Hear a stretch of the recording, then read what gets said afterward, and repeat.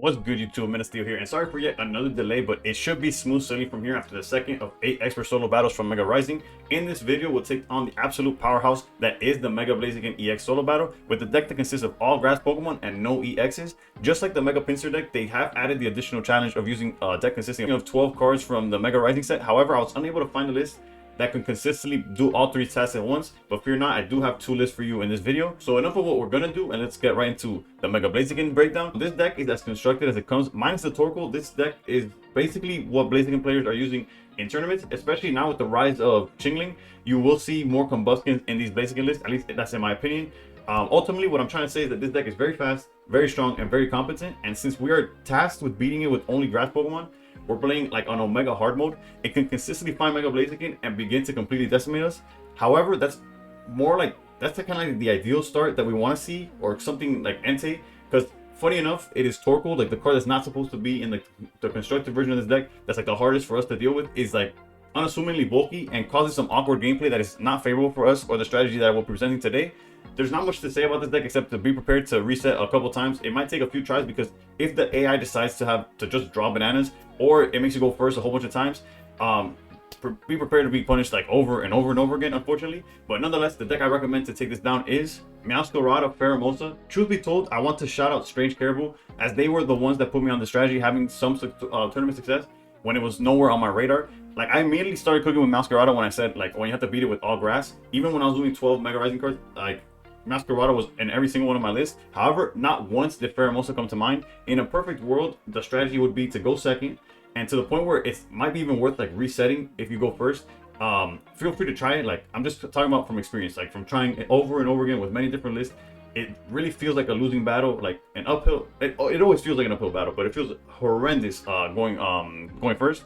But regardless, the idea is to spread as much damage as possible with Pheromosa throughout the board, creating multiple instances in which you could Cyrus or Sabrina and take points as you wish. And if you're going second, you're able to guarantee multiple instances in which you spread damage with Pheromosa, as well as established follow-up that if you go first, like the way you are applying energy and where to put it could get a little awkward. The options that Pheromosa creates include straightforward outs, like just putting Entei in range for Meowscarada attack, but also it puts Mega Blaziken in the exact range for Celebi to return it to the hand while knocking out the Torchic that's under it. Geo serves as an additional method for Meowscarada to take down Entei, while Sabrina and Cyrus allow you to control their board state while optimizing how you take control of the board. With that said, feel free to cut Sabrina for either a second Cyrus or another card that you prefer, as it is the flex spot. The initial list, the one I saw online that was doing good in tournaments, was playing Klefki, but Klefki is a psychic, also irrelevant in this matchup, so I cut it down for a Sabrina. It could be a Cyrus, it could be Floragato for consistency in finding Meowscarada. Although I feel like that aspect is a little too slow. Like, going for the stage 1 is a little slow in this scenario specifically. May and Copycat do a great job of increasing consistency anyways, as is.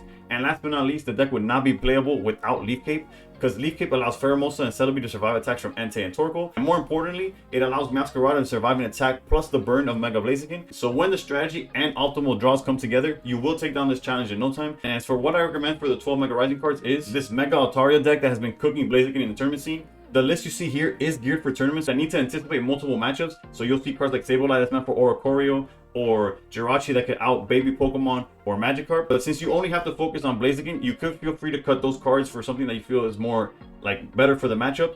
But realistically, if you keep it as is, it will cook Blaziken. This deck in the tournament scene has an almost 90% win rate against Blaziken, so keeping it as is definitely valid. The gameplay in this video will be exclusively showcasing the all grass deck, so if you have any questions on this deck specifically, feel free to put them in the comments down below and I'll answer them as soon as I see them. And with that, if you find this video helpful or enjoy all things Pokemon Pocket, please consider subscribing, as there's way more content on the way, and above all else, stay pro. Alright, going second, which is ideal. There's a case. We'll play it out. We'll play it out. Obviously this start is not ideal whatsoever. But yeah, what I was about to start saying was there's a case for like legitimately resetting if you're going first. Like sometimes it generally feels like that tough to get the win here. So, but it is what it is. We go. I guess we charge up Celebi here. We could technically back out to protect it, or we could see if they're greedy about it. Granted, being greedy about it would be if they just evolve for some reason. So I guess there's no reason to immediately back out or do anything. So, but yeah, going second is such a difference from going first that I would go as, you see, that's exactly. Dios le da barba que no tiene quijada, bro. We'll take it though. We'll take it. What's the out for them here? They could go into Combuskin and swing for X amount of damage. So let's go Leaf Cape here. Combuskin would be swing for 70, so that's why we're doing this. Yeah, okay, so that's kind of why we played that way, but so weird, dude. But yeah, going first is such, like, just picture this exact same outcome if we just have a Celebi sitting there and they get to hit us before anything happens. It's brutal. And now here, if they have the patch, they also get to hit us. The good thing though is that now we could back out and go Pheromosa. Hopefully we, or we could also just go Cyrus, but Cyrus doesn't really make sense. Oh, especially with the second Leaf Cape. Okay. So I see. If we go, we definitely retreat. They're not playing Guzma. They are playing Cyrus, so they have ways of like knocking your stuff. But let's go Leaf Cape here. Technically, you always want to save a Leaf Cape for Meowscarada so they survive an attack from Blaziken. But at this point, we're getting rid of Torchic outright, so we're kind of okay with this commitment here. As far as what I'm contemplating is going Copycat, but they haven't used Research. Realistically, these 4 cards are useless. So let's go. Let's trade our 4 for a new 4. Hopefully, we see Sprigatito. Hopefully, we see like Research. That could be Sprigatito. Actually, okay, perfect. Much better hand. Much better hand. We need the follow up, anyways. Put that down. We'll hold Pheromosa for now, mainly because if we draw May, it's a way to find Meowscarada. So let's knock out the Torchic. Have some damage on Torkoal. We will survive the Torkoal attack. Unless they go, they could technically go Cyrus or Sabrina and we'll give them Celebi at that point. But yeah, this is, I'm gonna leave this example in the video for sure. I don't know what. Yeah, you see. Okay, so yeah, 100% doing this. And now the win condition here is pretty clear. We're gonna tag with Pheromosa. We're gonna tag the Entei. Also, from moving forward and Sprigatito safe. The only other board manipulation they play is Cyrus, and obviously Sprigatito has no damage. So all we need is Meowscarada, check, and a Cyrus to basically guarantee that we get our hands on Entei.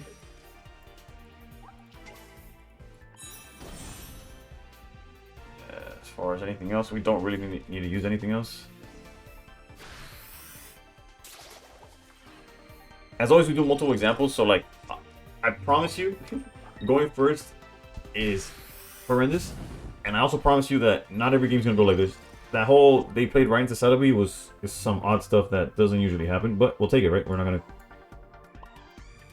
gonna... something about a gift horse in the mouth. Finish that quote if you know it.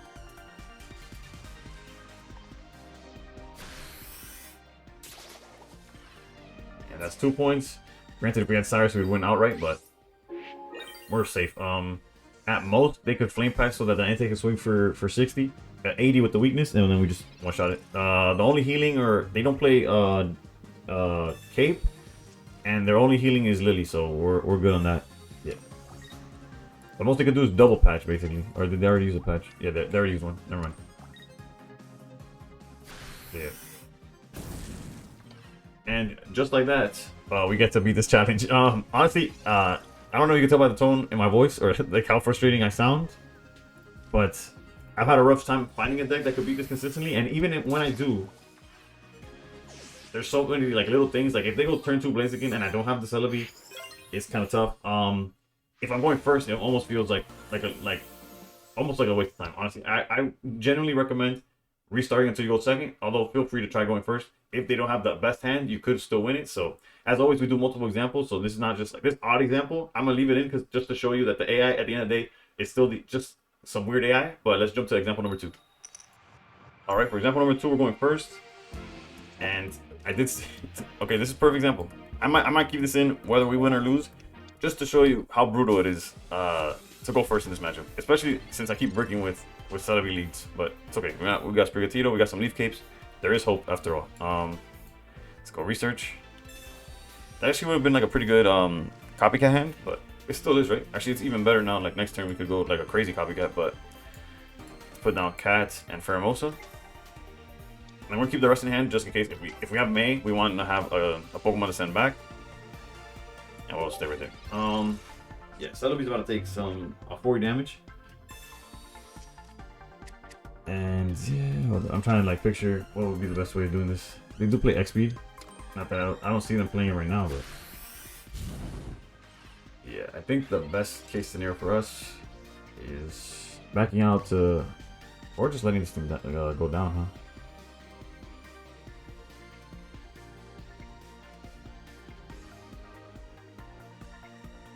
Like if we had Pheromosa to tag Entei, I'd feel really good about our chances of winning the game.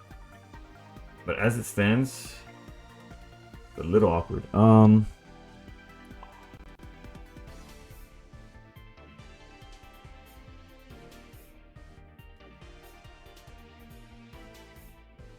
Yeah, I think it's a let Celebi go type game.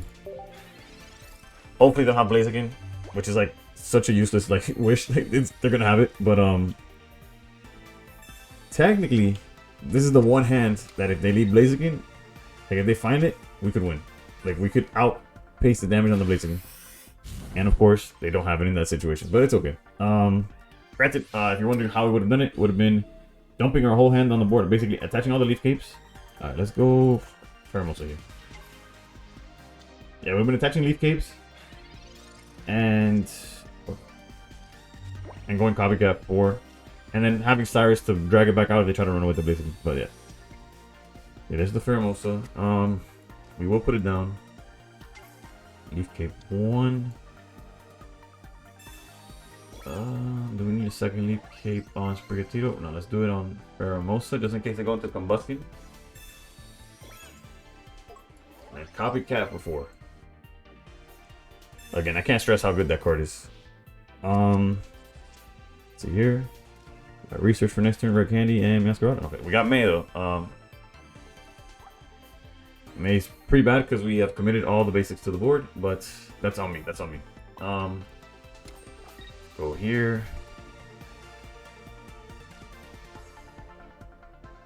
Let's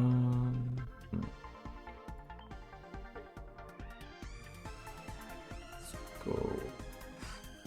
I'm trying to do the math here. Like, what's the best way to go about it?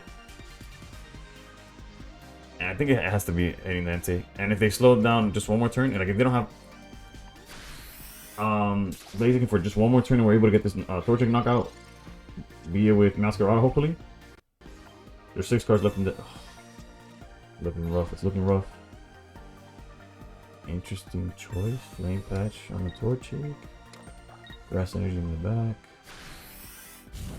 It almost feels like I'm... It is what it is. Like part of me feels off showing this as like gameplay for how to beat the challenge because it feels disingenuous to show y'all this. Not because it's not like obviously it's happening and we're winning these matchups, but when I tell you that I've gotten there's no like I'm trying to like keep it PG. But I've gotten my butt kicked attempt after attempt with so many Meowscarada builds. And the 2 wins I get is they play right into Celebi and then they just don't see Blaziken. Talk about battle of attrition. Like if you just try enough times, you will win. Like you see, now we're guaranteed. Even if they have Blaziken, the most they can hit us for is 140 plus burn 160, and then we just Cyrus the Entei for game, which is just what happened. But I guess it is a victory, and the deck can do it. Usually the wins are easier than this. It's just they've been popping off, bro. I don't know. I don't even know what to say. What was that? Actually, that's a correct play, realistically. Because of Torkoal actually like counters us. Like if they leave Torkoal and we're going first, like I'll be other. Try again next time. But yeah, here we just go retreat. Like the game plan is usually you don't even like technically there's a world where you could 1v1 the Blaziken, especially with Cyrus to bring it back out. But ideally the way you want to play it is you spread damage with Pheromosa so that Entei's weak and that the Torchic is weak. And then you just knock clean them back-to-back turns with Meowscarada, knowing that the Blaziken can't knock you out, and you just drag them out, get your kills with Cyrus. And also, or if it's like you knock out one of the Enteis with Meowscarada, and then you knock out the Torchic with the Celebi play. But in both the examples that we had today, we led Celebi, so we we're already on the back foot. Somehow we still pulled it off. So hopefully the deck works a lot better for you than it did for me in practice. I promise you, it's a consistent way of beating the deck. It's just going first is a nightmare, and going second is a lot easier than I made it look because, again, Celebi is not the ideal start. So again, thank you for watching. I hope it helps. As always, comment down below any questions you have. Thank you for watching. Again, apologies for how slow these videos have been rolling out. Hopefully they'll start picking up now that Blaziken's out of the way. Please consider subscribing, and above all else, stay pro.